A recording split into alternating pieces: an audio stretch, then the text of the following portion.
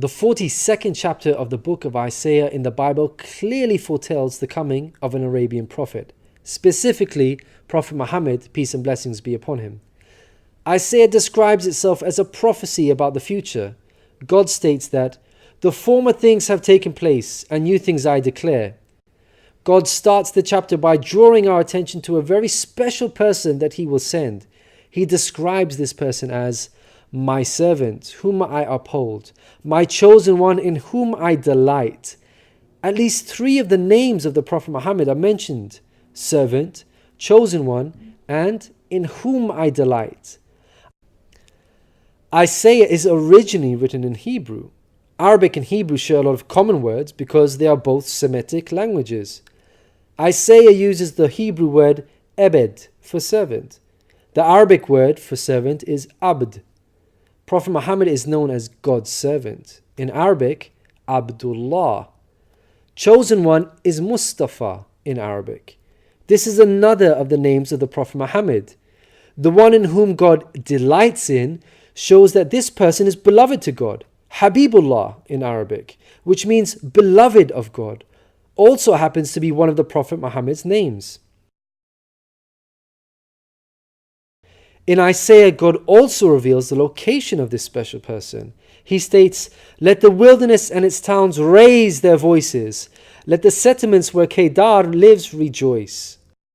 Out of all the nations on earth that God inspired Isaiah to mention, he chose to highlight Kedar's location, so we should pay special attention. Throughout the Bible, Kedar and his sons are linked to Arabia. For example, the book of Ezekiel tells us that Arabia and all the princes of Kedar were your favorite dealers in lambs, rams, and goats. In these they did business with you. In Isaiah, God goes on to narrow the location down further to a specific city within Arabia. He states that the people of Selah should sing for joy. Let them shout from the mountaintops. The place Selah pinpoints the exact location in Arabia.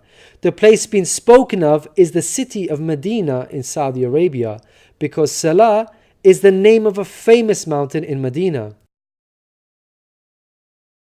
Medina was the city of the Prophet Muhammad. An important point worth mentioning is that historically we know there was a presence of various Jewish tribes in Medina before the advent of the Prophet Muhammad. Both Jewish historians and Islamic history records this fact. The question then arises, why were there numerous Jewish tribes within Medina?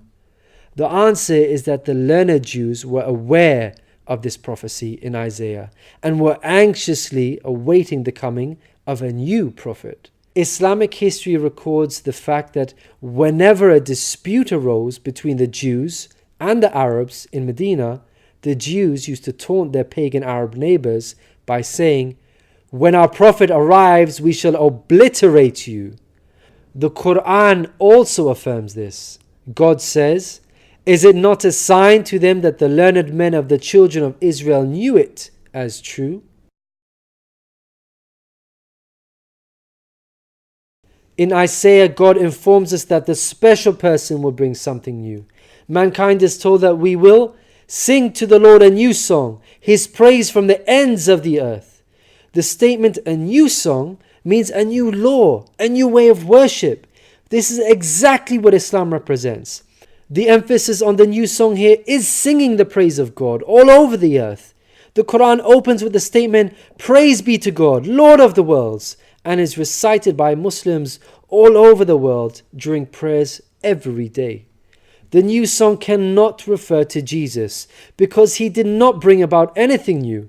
Rather, he confirmed the law of Moses that was already there. In the Gospel of Matthew, Jesus said, "Think not I am come to destroy the law or the prophets. I am not come to destroy, but fulfill."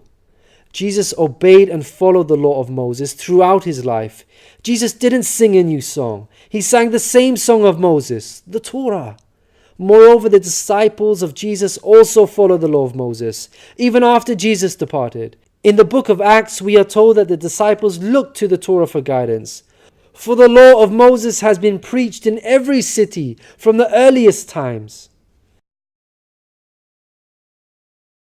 In Isaiah, God emphasizes the universal mission of the coming person by mentioning that he will be made a covenant for the people and a light for the Gentiles. Gentiles means non-Jews. The Quran confirms the Prophet Muhammad, peace be upon him, was sent to the whole of mankind, Jews and Gentiles alike. In the Quran, God tells us, "We have sent you, O Prophet, as a bearer of glad tidings and a warner for the whole of mankind, but most people have no knowledge." The verse in Isaiah cannot apply to Jesus, because in the Gospel of Matthew, Jesus said, "I was sent only to the lost sheep of Israel." In Isaiah, God further states that he will lead the blind by ways they have not known. Along unfamiliar paths I will guide them. The pagan Arabs at the time of the Prophet Muhammad fit this description perfectly, because they had not been sent a messenger prior to Muhammad. The Quran bears witness to this. God states that Muhammad was sent to warn a people to whom no warner has come before. The verse in Isaiah cannot apply to Jesus, because his people, the Israelites, had already received a multitude of prophets from God. In Isaiah, God emphasizes that this special person will be sent to those who trust in idols, who say to images, "You are our gods." The whole of Arabia at the start of Muhammad's prophethood consisted of idol worshippers. Again, this cannot be a reference to Jesus, because his people, the Israelites, were monotheists and not idol worshippers. Moreover, Jesus explicitly told his disciples to stay away from the idol worshipping Gentiles, the exact opposite of what God prophesied in Isaiah. The Gospel of Matthew tells us that these 12 Jesus sent out with the following instructions: "Do not go among the Gentiles." In Isaiah, God states that this special person will be a warrior and will go forth as a mighty man. He shall stir up jealousy like a man of war. He shall cry, yea, roar. He shall prevail against his enemies. Throughout history, God has dealt sternly with those who are sent guidance and persist in disbelief. Prophet Muhammad, peace be upon him, had to engage in many battles with the idol-worshipping enemies of God and ultimately prevailed against them. By comparison, Jesus did not triumph over his enemies. According to Christians, he was crucified by them. Moreover, Jesus wasn't interested in fighting. He was not a man of war. He was a pacifist, according to the Bible. He said such things as, "For all who draw the sword will die by the sword," and "My kingdom is not of this world. If my kingdom were of this world, then would my servants fight." In Isaiah, God gives us a list of momentous achievements for this special person. Chief of these is that the idol worshippers will be turned back in utter shame. Not only did the Prophet Muhammad conquer Mecca, the pagan capital of Arabia, but by the end of his life, in just 23 short years of prophethood, Arabia had shunned idol worship and now worshipped the one true God of Abraham. This cannot apply to Jesus, as it was Christians themselves who were humiliated and greatly ashamed for hundreds of years after Jesus. They were persecuted at the hands of the Roman Empire, who were idol worshippers. They executed some of the apostles of Jesus, such as Peter and Paul. Christians were tortured and even fed to the lions. Finally, Isaiah closes with an admonishment from God. "Hear, you deaf. Look, you blind, and see. You have seen many things, but you pay no attention. Your ears are open, but you do not listen. Which of you will listen to this or pay close attention in time to come?"